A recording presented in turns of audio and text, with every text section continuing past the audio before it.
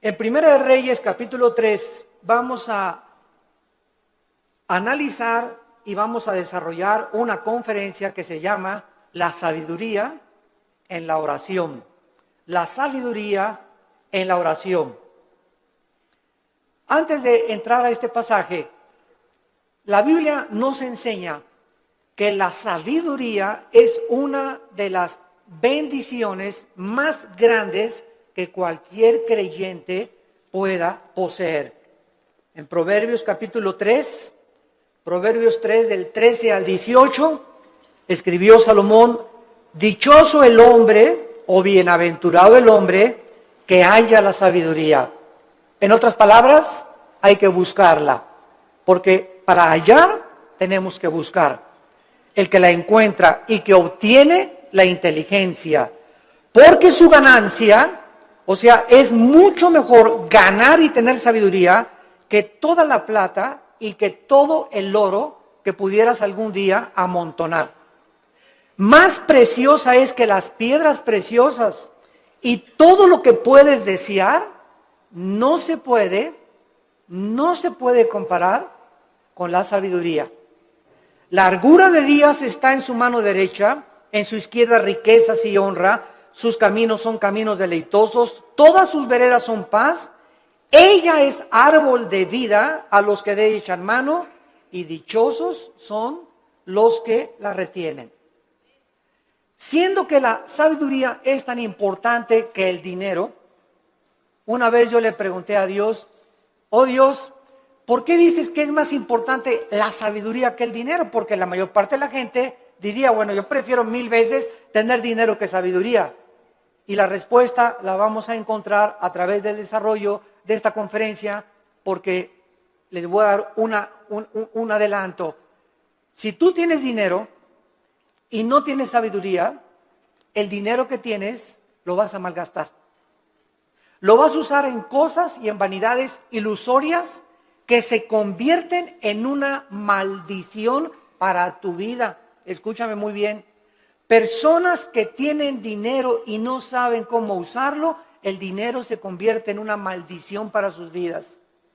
Pero si tú tienes sabiduría antes de tener dinero, cuando tengas dinero vas a saber cómo usarlo, dónde usarlo y a qué horas usarlo.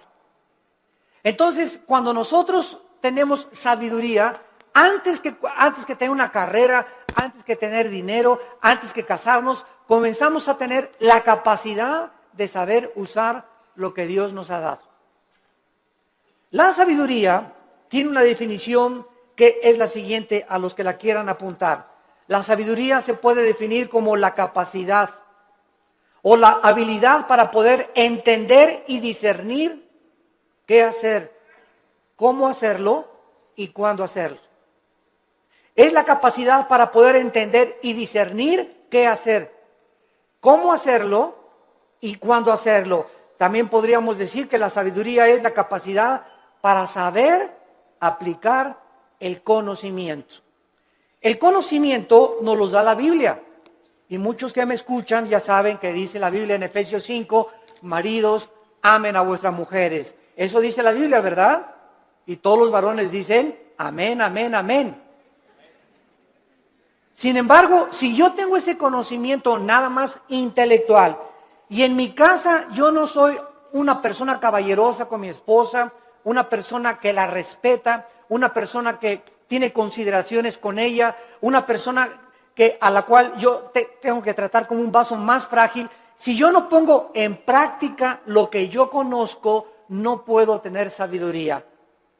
La sabiduría entra a mi vida cuando practico lo que yo sé. Porque hay muchos de ustedes que conocen mucho de la Biblia tal vez, o mucho de teología, o que nos están escuchando por televisión, sin embargo, no viven lo que conocen. Dicen una cosa y hacen otra cosa. Y ahí es cuando la personalidad se comienza a desintegrar. Cuando nosotros decimos una cosa y hacemos otra cosa, nuestra mente se comienza a dividir. En la psicología se le llama esquizofrenia, que significa mente dividida.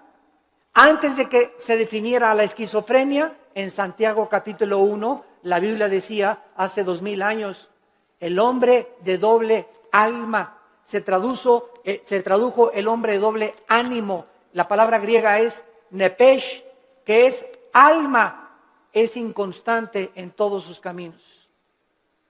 Una persona con la mente dividida no puede ser igual en el trabajo, ni en el autobús, ni en la tienda, ni en el supermercado, ni en la escuela, ni en su casa. Una tiene una personalidad con sus amigos, tiene otra personalidad en la iglesia, aquí llega a la iglesia con cara de San Anselmo o de Santa Rita de Casia. Tiene otra personalidad allá en su trabajo. Son personas que tienen 2 o 3 personalidades porque están desintegrados. Ante sus amigos son aquí, no, allá por aquí. En la iglesia aquí, santo, santo, santo. En su familia son otra cosa. No son de una sola pieza, como decimos en México. Y Dios quiere que tú seas de una sola pieza. Que seas como eres aquí, allá, en la escuela, con tus amigos, a donde quiera que vayas.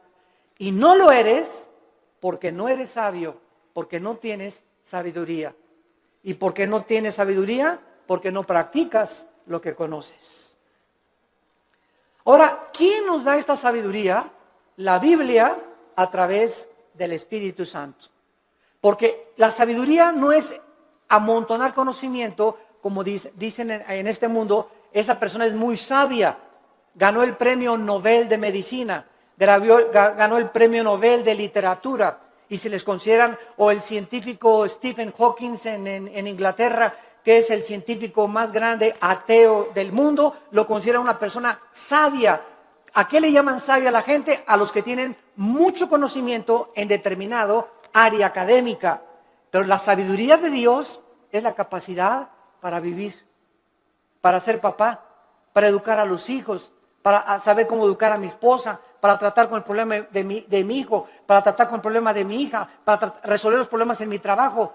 Esta capacidad para resolver problemas en la Biblia se llama sabiduría. Porque hay mucha gente muy inteligente, con mucho conocimiento, sin que sepa cómo vivir. La persona que posee la sabiduría sabe distinguir entre el bien y entre el mal. Manifiesta una conducta responsable, sabe cómo actuar en diversas circunstancias, sabe cómo vestirse en diferentes circunstancias, sabe cómo usar el dinero y sabe cómo dirigir o gobernar una nación, una familia, una empresa y una iglesia. La sabiduría le da la capacidad a los gobernantes de tener un rumbo adecuado en la nación. ¿Qué es lo que vemos ahorita en el mundo? Un mundo de naciones, más de 200 naciones, con gobernantes, la mayoría sin sabiduría. La mayor parte de ellos ya, ¿verdad?, con problemas mentales muy fuertes, posicionados solamente en gobernar, en controlar el pueblo, en controlar a las masas, sin poder ellos beneficiar al pueblo, porque nunca descubrieron que el gobierno es para bendecir a los demás y no a su propio imperio.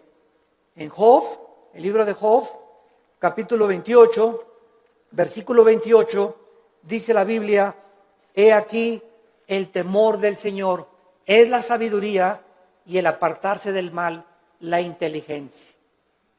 ¿Qué es lo que hace a una persona sabia? Temer a Dios. ¿Qué significa temer a Dios? ¿Tenerle miedo? No. Tenerle miedo a Dios te aleja de Dios. Y tener temor de Dios te acerca a Él. Esa es la diferencia entre el temor de Dios y tenerle miedo a Dios. No lo confundan. No es igual la gimnasia que la magnesia. Cuando yo tengo temor de Dios, vengo a Dios y respeto a mi esposa, respeto mis finanzas, pago mis impuestos, trato de tener una conducta responsable. ¿Por qué? Porque tengo el temor de Dios en mi corazón. Muchos de ustedes hacen lo que hacen porque no tienen temor de Dios. Muchos de ustedes, cuando nadie los ve, cuando están jóvenes, se besan, se abrazan, abusan de las caricias y se dicen cristianos. ¿Por qué lo hacen? Porque no tienen temor de Dios.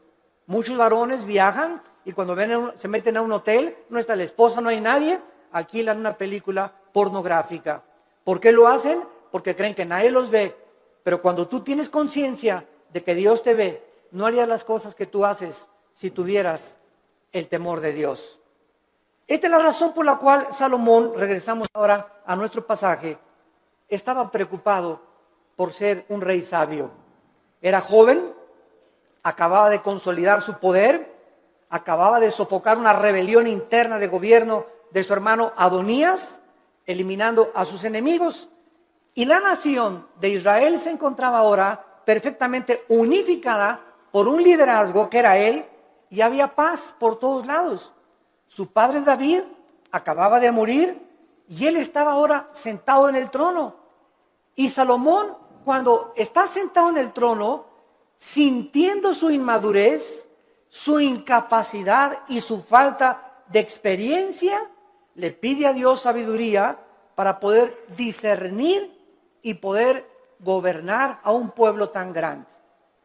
¿Qué es lo que nosotros debemos hacer también cuando muchos de ustedes, jóvenes que me escuchan, se casan a los 23 años? Te casas, chamaca, a los 18 años, tal vez porque te embarazaste antes, o te casas a los 20 años de edad. Dices, ¿verdad? Dios mío, tengo 23 años y estoy casado. Y ahora tengo que trabajar y voy a tener que tener sabiduría para educar a mi esposa, para saber qué empleo poder tener, para saber cómo educar a mis hijos. Dios mío, reconozco mi incapacidad. Señor, reconozco mi inmadurez. Oh, Dios mío, ayúdame. Y cuando nosotros tenemos esa actitud de reconocer, Padre, ahora mi negocio creció, las iglesias crecieron, ahora tengo más hijos. Señor, no sé cómo manejar esto. Para eso está Dios, para darnos la sabiduría, la capacidad de saber qué hacer. Y no hablarle a Walter Mercado, ni a la doctora Corazón, ni al psiquiatra, ni al psicólogo, sino consultar en su palabra. Aquí en la Biblia se encuentran los consejos de la sabiduría y de la inteligencia. Esto es lo que Salomón adquirió cuando se sentó. Y vamos ahora a darle lectura al primer capítulo del primer libro de los Reyes, capítulo 3. Y vamos a ver, en primer lugar, algunas cosas que nos comienzan a vislumbrar el corazón de Salomón antes de entrar en el tema principal de la conferencia. Veamos en primer lugar en el versículo 1 el compromiso político y diplomático que Salomón comenzó a ejercer. Salomón hizo parentesco con Faraón, rey de Egipto, pues tomó la hija de Faraón y la trajo a la ciudad de David. Entre tanto que acababa de edificar su casa y la casa de Jehová y los muros de Jerusalén alrededor. Salomón, entrando a su reinado, inmediatamente supo que necesitaba a Egipto, que necesitaba a Siria, que necesitaba a Jordania, que las naciones de alrededor eran importantes para poder tener una buena relación política y diplomática. No quería la guerra. Entonces, Salomón, en aquel tiempo, los países hacían alianzas dando a la hija del rey al hijo del otro rey o al rey mismo. Entonces, los matrimonios en tiempos de Salomón eran por compromiso político. No necesariamente Salomón se enamoró de la hija de Faraón, tal vez ni la conoció, sino simplemente al ser la hija de Faraón de Egipto y casarse con Salomón, rey de Israel, Egipto e Israel hacían una unidad, hacían un compromiso a través del matrimonio. Es lo que significa la palabra hebrea parentesco en el versículo 1. No veo que muchos tengan sus Biblias en esta mañana. Trajeron el Calimán. La palabra parentesco es la palabra chatán en el hebreo. Chatán, que significa compromiso a través de un matrimonio político. Es la palabra que usaban para poder llevar a cabo los matrimonios políticos. Muy bien. Sin embargo, cuando Salomón adquiere el compromiso por política y diplomacia con la hija del faraón, Salomón estaba violando una ley que dice en el libro de Deuteronomio, capítulo 17, versículo 14, Deuteronomio 17, 14, que Dios había dado en el monte Sinaí a Moisés para los gobernantes. Dice Deuteronomio 17, versículo 14, cuando hayas entrado en la tierra que Jehová tu Dios te da, y tomes posesión de ella y la habites, y digas, pondré un rey sobre mí, como todas las naciones que están en mis alrededores, ciertamente pondrás por rey sobre ti al que Jehová Dios escogiere. De entre tus hermanos pondrás rey sobre ti. No pondrás hombre extranjero que no sea tu hermano, pero él no aumentará para sí caballos, ni hará volver al pueblo a Egipto, con el fin de aumentar caballos, porque Jehová los ha dicho, no se vuelvan nunca por este camino. Versículo 17, ni tomará para sí muchas mujeres. Dios siempre estuvo en contra, ¿verdad?, de la poligamia, siempre, siempre. El hecho que Salomón y el hecho que David hayan tenido varias mujeres no implica que era la voluntad de Dios, porque la voluntad de Dios es doble. La voluntad de Dios es permisiva y la voluntad de Dios es directiva. Dios te da permiso de que te cases con ese roto quintopatiero. Dios te da permiso de que te hagas socio de esa persona que no es cristiana. Pero no significa que al permitirte Dios que hagas lo que hagas, no significa que era su voluntad que te casaras con ese muchacho o con esa muchacha, porque lo hiciste encaprichado en hacer algo y Dios nos deja que nosotros recojamos las consecuencias de lo que hemos arado y de lo que hemos sembrado. La cosecha es de nosotros, pero no significa que era la voluntad directiva de Dios. La voluntad directiva de Dios es: yo tengo para ti una mujer que te va a ser fiel, que va a ser la mujer de tus hijos. Espera el tiempo en que yo te la traiga. Si tú te impacientas, te casas con la equivocada y te va como infierno. Y después cuando te cases, pues es que Dios, si hubiera querido, hubiera impedido que me casara con Chencho. ¿Sabes una cosa? Dios te dejó que te casaras con Chencho y claro que lo podía impedir, pero si lo hubiera impedido, hubiera violado tu libertad, el libre albedrío. Y ya no seríamos, ¿verdad?, personas, agentes morales, seríamos robots y seríamos títeres de un Dios que Él hace lo que Él quiere. Y Él nos ha dado el libre albedrío para que seamos responsables de las decisiones y las consecuencias que las decisiones que hagamos vamos a recoger.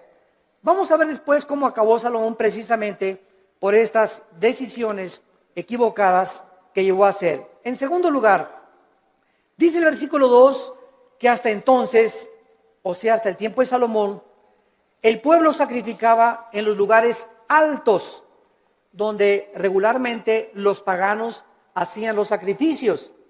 Y Dios nunca quiso que Israel sacrificara en los lugares altos, pero hasta que Salomón acabó el templo y se ofrecieron sacrificios en el lugar donde Dios quiso que se ofrecieran, Dios permitió que se llevaran a cabo sacrificios en los lugares altos. Dice el versículo 2, porque no había casa edificada al nombre de Jehová hasta aquellos tiempos.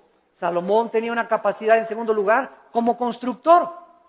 Si ustedes leen todo el primer libro de Reyes, es increíble la arquitectura, la hermosura de la decoración del templo de Salomón, de los cuadros que mandó traer. Tenía 12, su trono tenía leones de oro en las escaleras. Su trono donde Salomón se sentaba era de oro puro.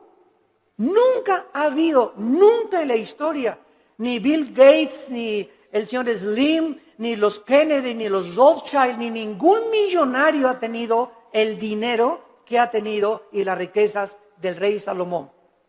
Pero al mismo tiempo que Salomón ha tenido las riquezas inimaginables que cualquier persona haya podido alcanzar, ni los árabes tampoco, ni los sheiks en Arabia, Salomón al mismo tiempo, vamos a ver, era el hombre más sabio de toda la historia que ha existido.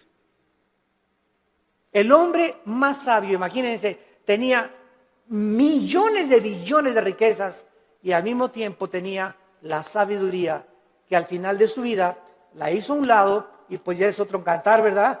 Él se aparta de Dios, apostata y después regresa a Dios y escribe el libro de Eclesiastés, que es el compendio de sabiduría después de Proverbios más grande de toda la Biblia, el libro de Eclesiastés.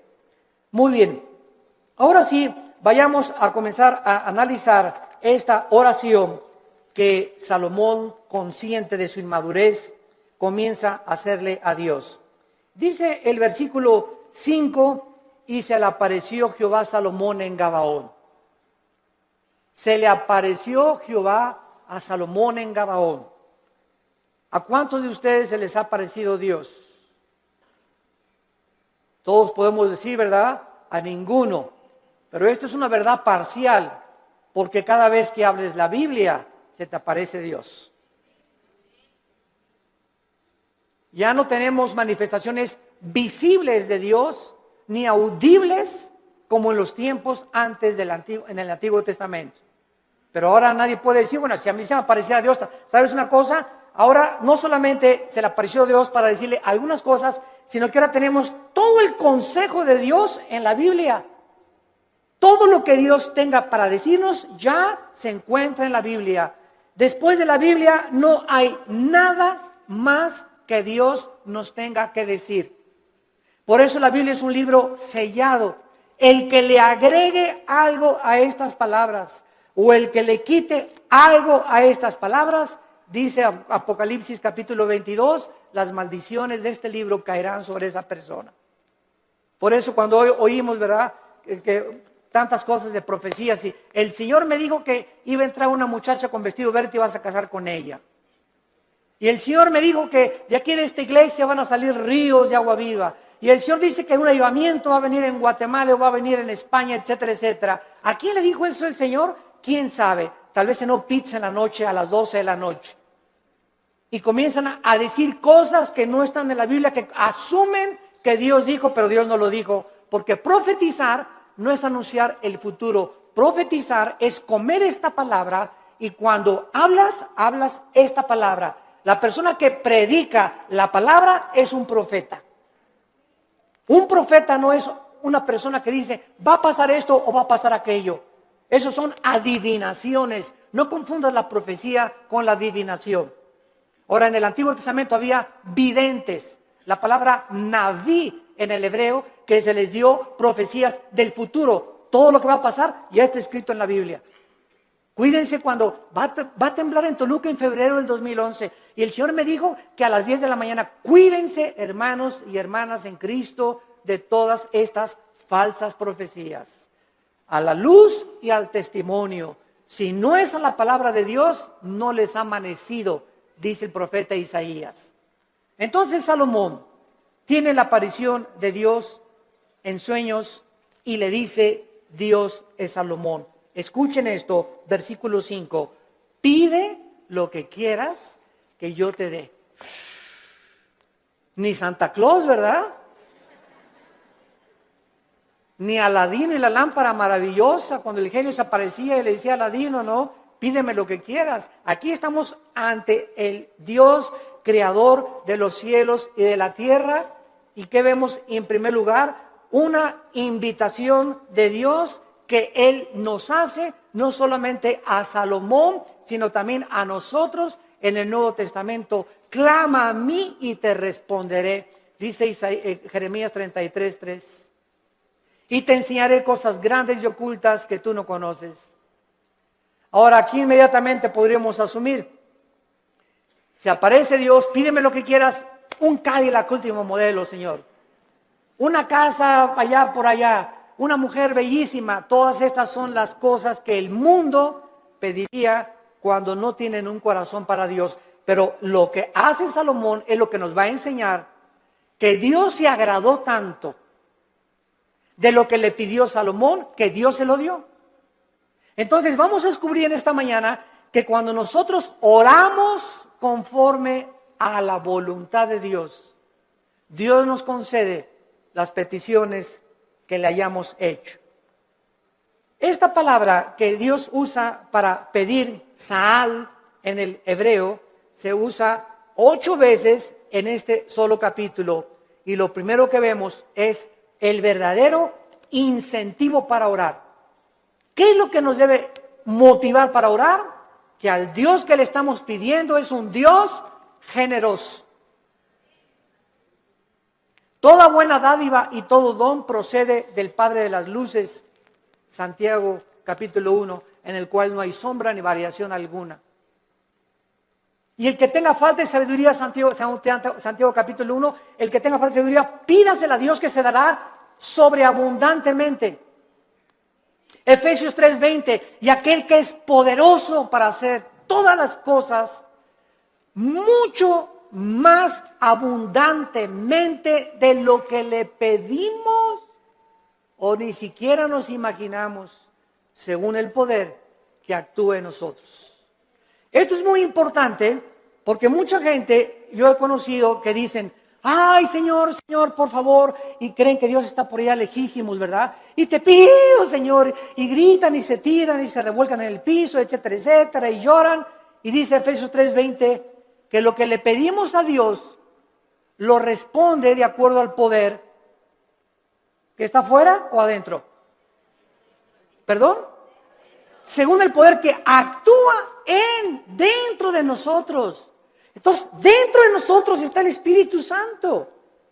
Yo solo tengo que hincarme en el secreto de mi oración y entrar en comunión con Dios, y Él me está oyendo, Él está dentro de mí, y no tengo que buscar manifestaciones de Dios externas, porque el poder está dentro de mí.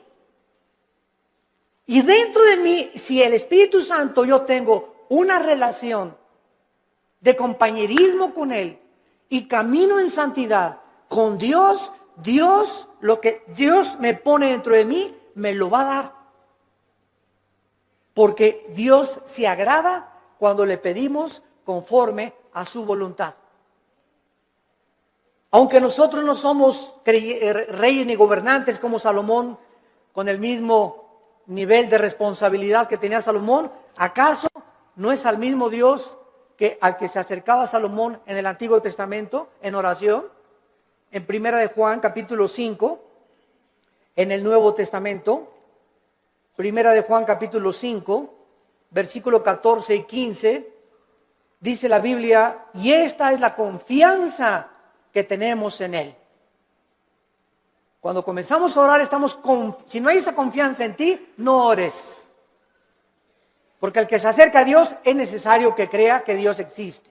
Esta es la confianza que tenemos en Él, que si pedimos alguna cosa conforme a su voluntad, conforme a lo que Dios quiere para nuestra vida, Él nos oye. Si yo tengo un niño de 10 años y me dice, papá, cómprame un BMW, ¿se lo voy a comprar? Ay, papá, no me quieres porque no me compras un reloj Rolex de oro. Chamaco de 15 años, pirruris. ¿Por qué no se lo doy? Porque no es que yo no ame a mi hijo, claro que lo amo a mi hijo. Pero no se lo doy porque no puede él todavía llevar tantas alhajas en su cuerpo, ni tener un coche último modelo a los 15 años, porque le hago un mal más que un bien. Ahora, si él comienza a conocer, si mi hijo tuviera la sabiduría a los 10 o 15 años de conocer que él no tiene la madurez para poder usar las cosas que él quisiera, no me pediría eso. Entonces me diría, papá, dame un reloj conforme a lo que tú crees que debo de usar. Dame un coche, conforme el coche que tú quieras, dámelo. Ya no le pediría un Cadillac, sino, Señor, lo que tú me quieras dar. Entonces, es importante que nosotros sepamos cuál es la voluntad de Dios para nuestras vidas. ¿Y cómo la puedes saber? Leyendo la Biblia. ¿La lees diario? ¿La memorizas diario? Este año, si te pasara aquí al frente, a ver, pásala aquí, Pancholín. ¿Cuántos versículos ahorita, dinos de memoria a toda la iglesia, o cuántos capítulos de la Biblia memorizaste en el año 2010? ¿Te sabes el Salmo 23 de Perdis? ¿Te sabes de Perdis el Salmo 91? ¿O nada más sabes Juan 3:16? De tal manera amó Dios al mundo que dio su Hijo unigénito. ¿Cuántos versículos memorizas a la semana?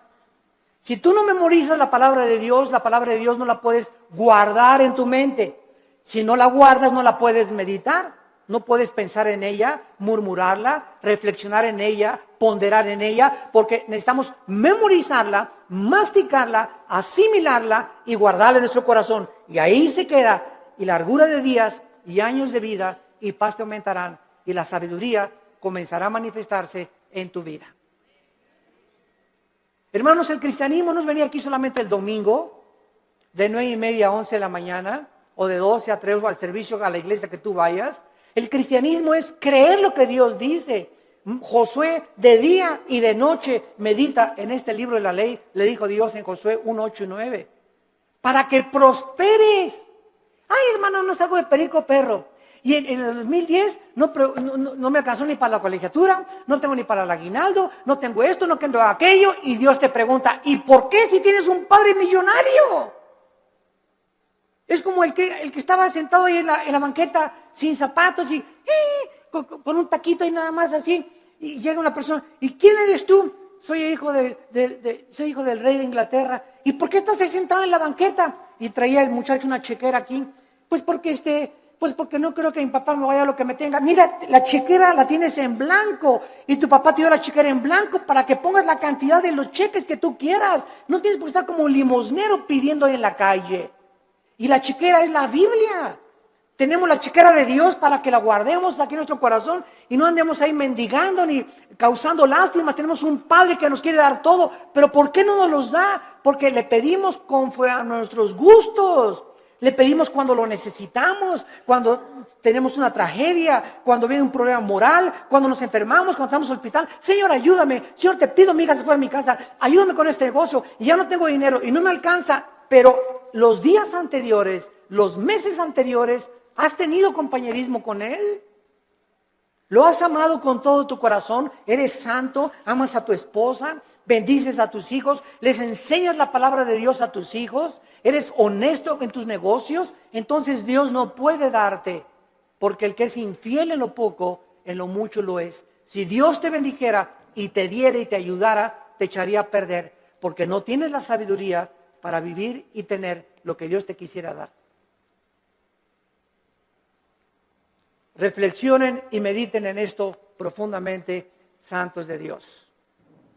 A continuación, dice el versículo del 6 al 8, no solamente que tenemos el incentivo para orar, la generosidad de Dios. Ahora veamos el fundamento de la oración, la seguridad de que Dios nos va a oír. Dice el versículo 6 y 7, Primera de Reyes capítulo 3, si Salomón dijo, dame un Cadillac,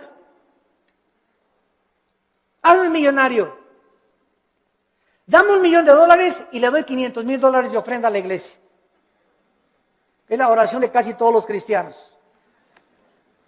Bendíceme, Señor, si me das 5 millones de pesos, te prometo que le doy 3 millones de pesos a la iglesia. ¿Sabes una cosa? Tú dices, ¿cuánto tienes ahorita en el bolsillo? Pues ahí tengo como unos 5,000 pesos. Primero sé fiel con los 5,000 pesos antes que me pidas 5 millones de pesos. Y si no has sido fiel con lo poquito que te he dado, tampoco lo vas a hacer cuando yo te lo dé. A mí no me ves la cara, dice el Señor. Dios no puede ser burlado. Entonces tenemos que entender eso, ¿verdad? Vean ustedes ahora cuando Dios le dice a Salomón, pídeme lo que quieras.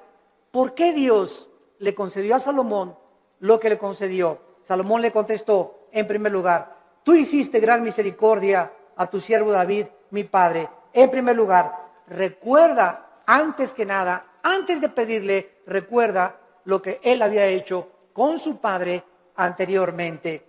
Dice a continuación, porque él anduvo delante de ti en verdad, en justicia y con rectitud de corazón para contigo. En segundo lugar, recuerda que su padre recibió de Dios lo que recibió porque David anduvo en integridad. ¿Qué es integridad? Hacer lo que nosotros decimos. Vivir lo que nosotros predicamos. Si tú predicas una cosa y vives otra cosa, no eres una persona integral, íntegro. Te estás desmoronando, te estás desintegrando, tu mente se está dividiendo y se puede dividir en 2 partes, en 3 partes, hasta en 4 partes. Y después los psicólogos entran y dicen, desórdenes múltiples de la personalidad humana. Personas que tienen hasta 5 personalidades y que se consideran como psicópatas, que ya tienen que ser internados en un hospital para enfermos mentales, que nunca su problema fue el problema mental, su problema fue que nunca resolvieron sus pecados pasados. No quisieron oír la voz de Dios en sus corazones. En tercer lugar, dice David, y tú le has reservado esta tu gran misericordia en que le diste hijo que se sentase en su trono como sucede en este día. Salomón, antes de pedirle nada a Dios, recuerda que el hecho de que él esté sentado donde él está sentado como rey,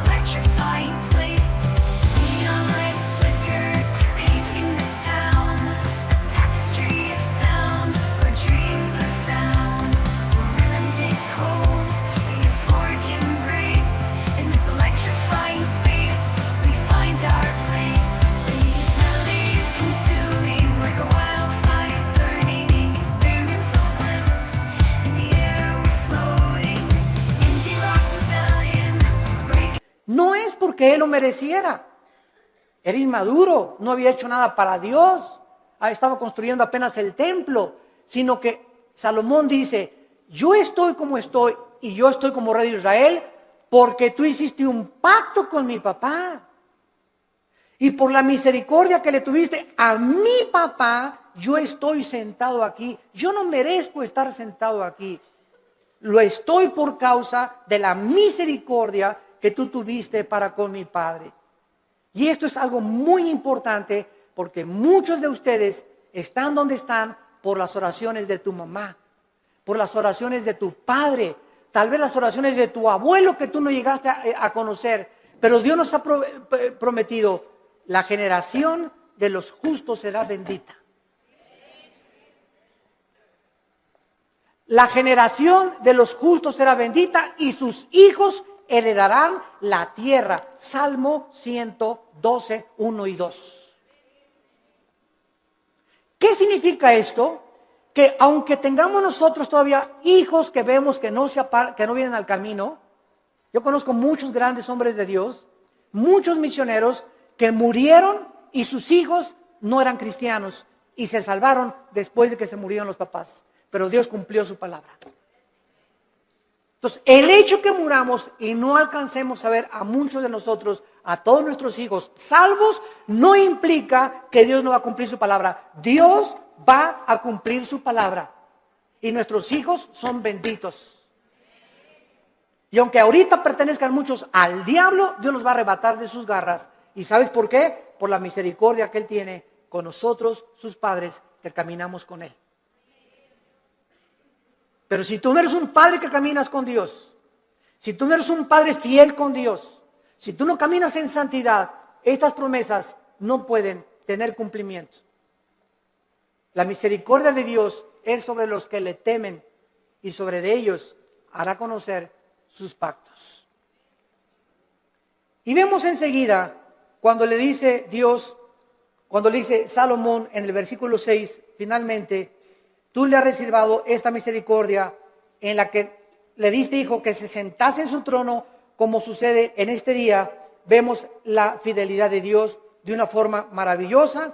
Y dice la Biblia en el versículo 7, ahora pues, Jehová Dios mío, o sea, habiendo reconocido Salomón la misericordia que Dios tuvo para con su padre, y el hecho que él esté donde está, que lo hacía indigno, tú me has puesto a mí, tu siervo, por rey en lugar de a mi padre, y yo soy joven, y no sé cómo entrar ni salir, y tu siervo está en medio de tu pueblo, al cual tú escogiste, un pueblo grande que no se puede contar, ni tampoco enumerar.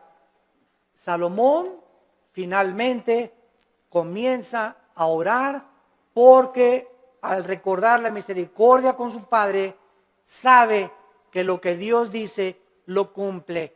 ¿Qué hace que nosotros oremos? La fidelidad de Dios. Dice en Efesios 3:20, y aquel que es poderoso para hacer las cosas mucho más abundantemente.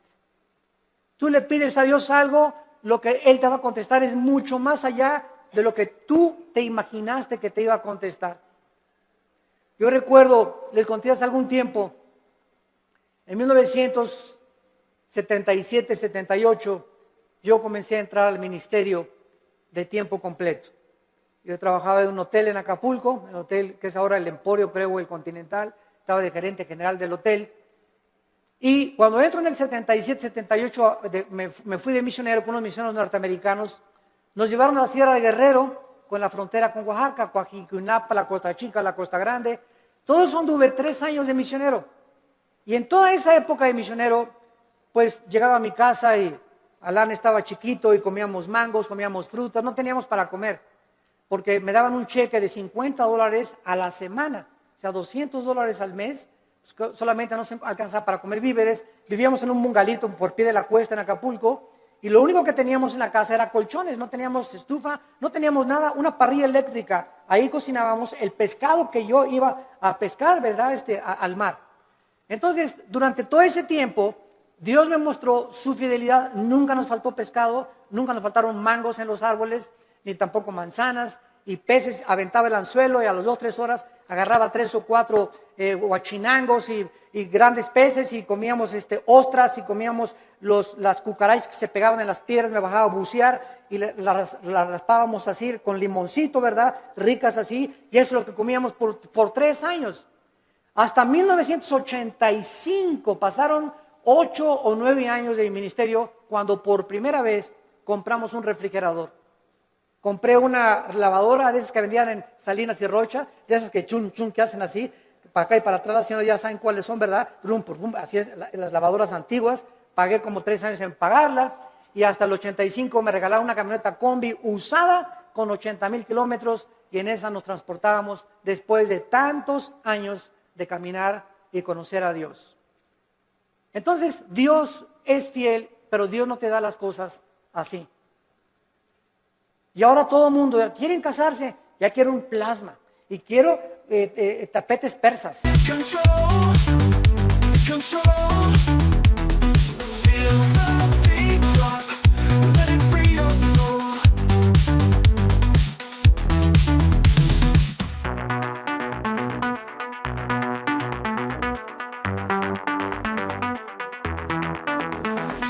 Neon lights, they come alive. Cities pulsing, beats with pride. Heartbeat racing, come and thrive. In the music we all can fly. Sway to the left and jump around. Bright colors all blend in, lost in every single sound. Feel the smile that's deep within. Move, move, move, don't stop. Let the music take control. Control. Feel the beat drop. Let it free your soul.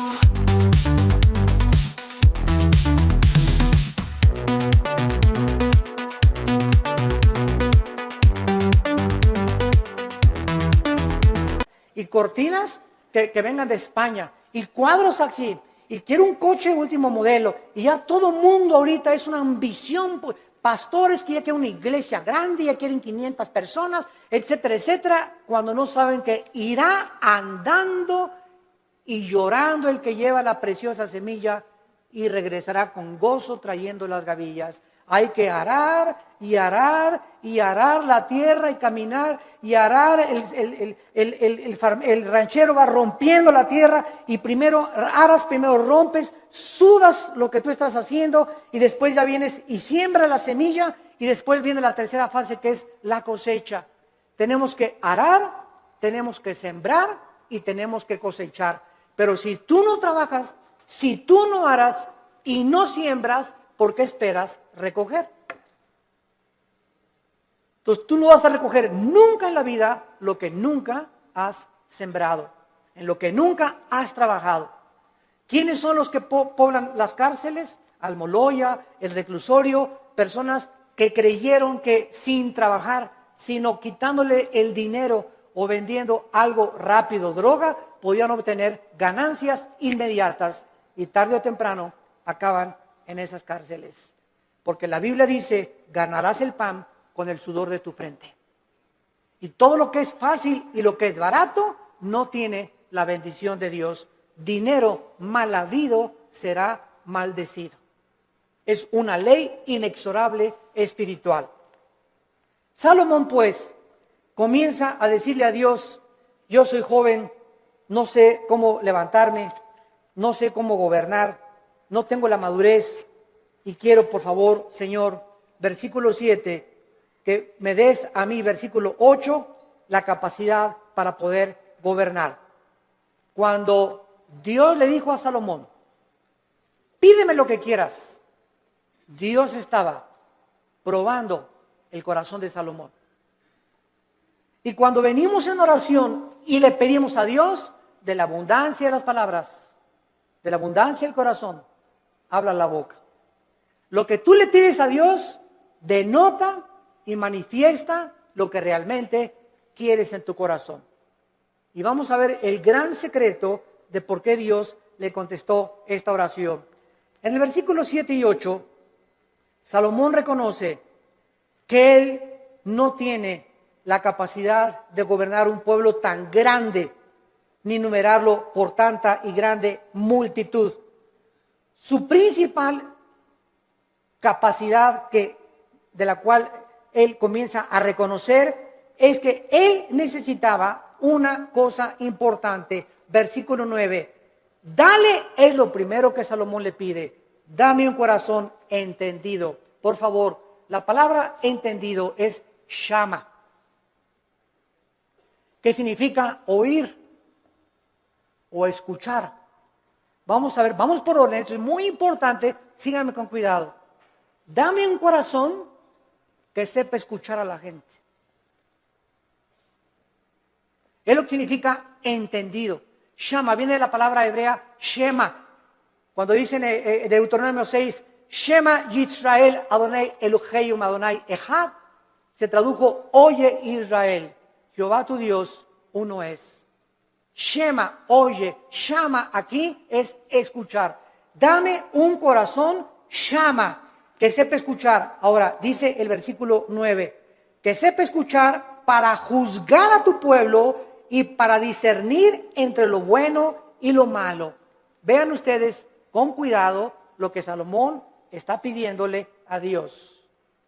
Señor, permíteme presentarme ante tu pueblo, supongamos que ustedes son el pueblo de Dios, y un gobernante necesita oír, un pastor necesita, para dar consejería, oír, pero cuando nosotros oímos, y muchas veces lo que los gobernantes oyen del pueblo, no siempre es la verdad, ¿correcto? Porque ve una señora, y mi esposo esto y el otro, y bla, bla, bla, bla, y bla, bla, bla, bla, y el pastor o el cristiano que oye a la esposa y asume que la esposa tiene razón, sin haber oído la otra parte, al esposo es una persona sin inteligencia ni tampoco discernimiento. Entonces, no creas todo lo que la gente te dice. Y ya supiste que fulano y tal, bla, bla, bla, bla, bla, bla, bla, bla. Y ya supiste que fulanita la vio la noche y bla, bla, bla, bla. Y ya viste lo que se dijo ese pastor que bla, bla, bla, bla, bla. Ten mucho cuidado cuando tú oigas y asumas que lo que te están diciendo es verdad. Entonces, ¿qué necesitamos para saber si lo que nos están diciendo es verdad o no es verdad? Necesitamos discernimiento. Y el discernimiento es una capacidad que el Espíritu Santo da para poder distinguir entre el bien y entre el mal, entre la mentira y la falsedad, entre lo que es real y lo que no es real. Y esta capacidad no la da ningún libro, ninguna escuela, ningún seminario la da.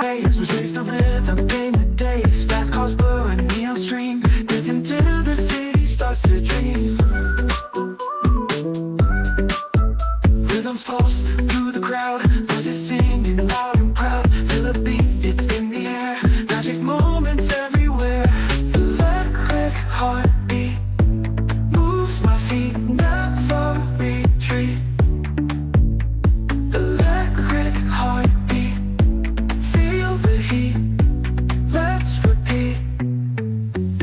digital love we find in the beats, our hearts align. Faces glow, screens alight, lost in colors of the night. Sync waves crash like the sea, melodies set us free. Unity in the sound, in this world we are found. This feeling takes control, sparks ignite within my soul. While you're tight, can't deny, electric hearts reaching for the sky. Electric. Dios. A los que han aprendido antes escucharlo a Él. Cuando tú vienes a la Biblia, ¿a quién estás oyendo? A Dios. Y tu contacto con la Biblia es diario, la lees y la memorizas y la guardas y la lees en la mañana y antes de acostarte y estás en contacto con la Biblia. Entonces, al estar oyendo a Dios, automáticamente el Espíritu Santo, la palabra de Dios la convierte en discernimiento. Y tú comienzas a manifestar una capacidad en la vida para que cuando estés escuchando algo, tengas el juicio adecuado para juzgar. Hasta nuestros hijos. Llega Pepito, papito, pues son mustios los chamacos, ¿verdad? Pegó, y no es cierto que le pegó, sino que él viene así porque él le pegó al otro. Pero son expertos los niños en venir en culpar al otro hermanito antes de que sepan que él fue el culpable y le peguen a él. Entonces viene corriendo y cuando el papá ya sabe, espérame, ya te conozco, mijito, ¿verdad? Ya sé, ¿verdad? Y le hablas al otro hermanito y ya sabes que lo que te quiere es chantajear. Entonces comenzamos, no nos inclinamos porque a Pepito lo quiero mucho, mis sentimientos los crucifico. Quiero hacer justicia con mis hijos y que mis hijos sepan que soy parejo con todos. Cuidado con los consentidos, porque esto no es de Dios. Este fue el problema de José en el Antiguo Testamento, cuando su padre Jacobo lo consintió demasiado. Los hermanos comenzaron a tener envidia y acabaron vendiéndole a Egipto. Entonces Salomón pide la capacidad de poder juzgar al pueblo. Vean ustedes, y aquí está el centro de toda nuestra conferencia, el motivo principal por el cual Dios le da a Salomón mucho más, como vamos a ver, de lo que le pidió o de lo que se imaginó, fue porque el motivo de Salomón era el bienestar del pueblo de Dios. Mientras Dios vea que nosotros amamos a su pueblo, mientras Dios vea que tú amas a la gente, que tú amas a tus hermanos en Cristo, porque si no amas a tus hermanos en Cristo, ¿qué vas a acabar amando al vecino? Si entre nosotros no nos amamos, ¿cómo esperamos entonces atrevernos a pedirle algo a Dios? Si entre nosotros nos volteamos los cañones unos contra otros y nos atacamos unos a otros, y atacas a ese pastor, y atacas a ese hermano, y a ese coordinador, y ese decán, y ese seguridad afuera que me dijo que no me estacionara aquí, ¿y tú qué te crees que no sabes quién soy yo? Y tenemos esa actitud de siempre autoritarismo, y siempre soberbia, y siempre mis intereses, y yo, el rey del yo. ¿Cómo puedes entonces esperar tener sabiduría, inteligencia y discernimiento espiritual? Nunca lo tendrás. Porque Dios quiere que seamos humildes unos con otros, que nos perdonemos unos a otros, que nos aceptemos con todos nuestros defectos, unos a otros, que nos toleremos y nos aguantemos como Cristo nos perdonó y nos soportó en la cruz. Y si Dios me aguantó con todo el costal de barbaridades y de cochinadas y de pecados que yo traía y fueron puestos en la cruz, ahora me dice Dios, ve y tú haz lo mismo con los demás. Ama a mi pueblo, dice el Señor, porque por el amor que os tuviereis, el mundo sabrá que sois mis discípulos. Pero si estamos entre nosotros con celos y envidias y críticas y calumnias y maldiciones y esto y el otro y por aquí y por allá, es un pueblo carnal. Son los que se van a quedar en el desierto, nunca van a entrar a Canaán, nunca tendrán la bendición, nunca tendrán respuesta a sus oraciones, porque nunca quisieron morir a sí mismos. Nunca tendrán sabiduría. Navegarán siempre por diferentes aguas, como veletas en la vida, llevados por todos vientos de doctrina, nunca tendrán el timón en sus manos, su vida, su barco, nunca tendrá curso, siempre irá donde va el viento. Como veletas, como veleros, sin un motor, sin sabiduría, sin convicciones, porque nunca amaron al pueblo de Dios. Amados, amémonos unos a otros. En 1 Corintios, en el Nuevo Testamento, para terminar, capítulo 12, ¿qué encontramos en Corintios 12, 13 y 14? 3 capítulos dedicados a los dones espirituales. El capítulo 12 pone el cimiento de los dones.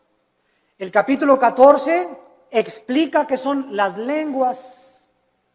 Y el capítulo 14 nos dice claramente, ¿verdad? El 14 nos dice qué son las lenguas y el 13 nos dice qué es realmente lo que más le importa a Dios. El amor.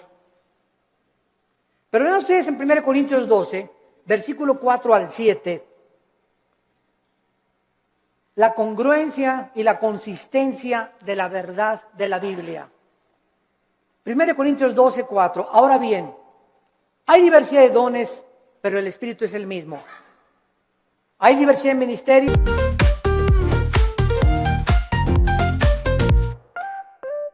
Woke up in the sunshine light, colors so bright, feeling right. Hop in my shoes, run into the day, sparkles in the air, come play. Laughing and dancing around we go, hearts are like fireflies aglow. Singing our song under the blue sky, holding hands high, you and I. This is my happy dream, like a sweet melody. We're flying so free. This is my happy dream, forever you and me, singing in harmony. Smiles all around everywhere we see. Jump in the puddles, joy is our key. Rainbow above, colors so bright. We shine in the day and into the night. Friends by my side, can't stop this fun. Sharing our secrets till the day is done. Sunsets and starry nights we chase. Living our lives in this bright place. In this wonder world we made. Every moment never fades. Holding tight to what we share. In our dreams without it. This is my happy dream, like a sweet... El Señor es el mismo. Hay diversidad de operaciones, pero Dios que hace todas las cosas, todo es el mismo. Versículo 7, importantísimo. Pero a cada uno, a Pancho, a Carmelita, a Josué, a Pepe, a Carlos, o sea, no hay nadie de los que me están escuchando que sean cristianos que no tenga dones. Todos tenemos dones y miren lo que dice. Pero a cada uno le es dada la manifestación del Espíritu para provecho. La palabra provecho es la palabra sumiero en el griego, que significa para el beneficio de los demás.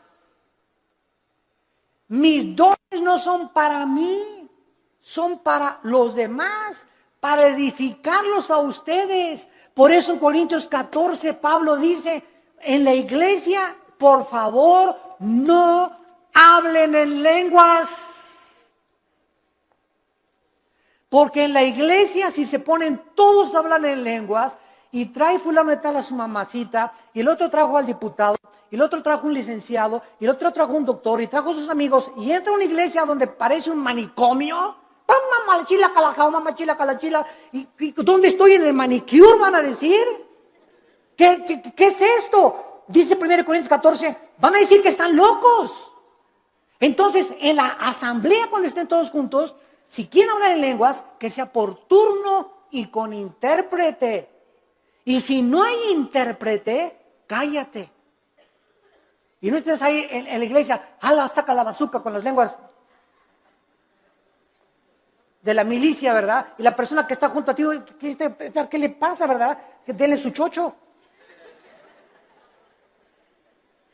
¿Por qué no hablamos las lenguas? Porque no son para nosotros, son para edificar. Y cuando hablamos todos no estamos edificando a nadie. Tal vez creemos que nosotros mismos, pero no se trata a nosotros, se trata a los demás. Los corintios eran tan carnales, como todavía hay muchas iglesias actualmente que no han entendido el uso de los dones espirituales. Nunca son para nuestra edificación, es para la edificación de los demás. Les es dado el Espíritu para provecho. Dice 1 Corintios capítulo 14, El que profetiza, versículo 3, habla a los hombres para edificación. Versículo 4, el que habla en lengua extraña, así no se edifica, pero el que profetiza edifica a la iglesia. Versículo 5, así que quisiera que todos hablaran en lenguas, pero más que profetizaran, porque mayor es el que habla, el profetiza, que el que habla en lenguas, a no ser que las interprete, para que la iglesia reciba edificación. Versículo 12, así también ustedes que anhelan dones espirituales, procuren abundar en ellos para edificación de la iglesia. Más de 7 veces en un capítulo dice Pablo, los dones son para los demás, para el beneficio común. Viven para los demás. Padre, dame sabiduría, no para ser sabio, para educar a mi familia. Padre, dame sabiduría para ser pastor y ser un pastor que sepa aconsejar para poder bendecir a tu pueblo. Padre, dame propiedades o dame bienes materiales conforme a ti para edificar a tu pueblo. No nos interesa para mí, para edificar a tu pueblo. Cuando nosotros tenemos en el corazón el pueblo de Dios, Dios bendice sobreabundantemente. Porque nadie vive para sí mismo, vivimos para los demás. Y el secreto de la felicidad, como les decía ayer en el desayuno, es vivir para los demás. Ahí se encuentra el secreto de la felicidad. Tu casa es úsala para la gloria de Dios. Tu coche, úsalo para transportar hermanos, úsalo para el reino de Dios. Tu dinero, úsalo para el reino de Dios. Dios no está en contra que tengas ahorros, ni que tengas dinero, pero no ahorres más de lo debido, no seas más avaro, no tengas más propiedades de las debidas, porque te conviertes en persona avariciosa. Estás guardando ya de más y mañana te vas a petatear.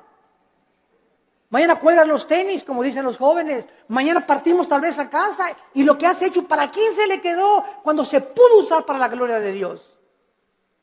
Cuando tenemos ya esa visión, Dios nos comienza a derramar abundantemente todas aquellas cosas que Él anhela, porque Él busca instrumentos a través de los cuales Él pueda canalizar su gracia y sus bendiciones para los demás. Abraham, desde el principio de la Biblia, Abraham, te voy a bendecir para que tú seas bendición a las naciones. Todo lo que Dios nos da no es para echarle aquí y aquí y aquí. Dios me da para darlo. Dios me da para darlo. Si Dios me da y lo sigo guardando y no lo saco, me va a romper las bolsas y lo que tengo no lo voy a aprovechar. Y entonces el diablo viene, como dice Malaquías 3, el devorador, y se lleva aquello que le pertenecía a Dios. Nos comienza a robar lo que le pertenecía a Dios, porque no hemos entendido que la sabiduría es para bendecir al pueblo de Dios. Gracias por tu palabra, Señor, en esta mañana. Te damos gracias, Señor, porque eres inmensamente generoso y bueno para con todo tu pueblo. De tal manera nos has amado que diste a tu Hijo. Y si a tu Hijo lo sacrificaste, ¿cómo no nos darás todas las cosas? Si nosotros te las pedimos,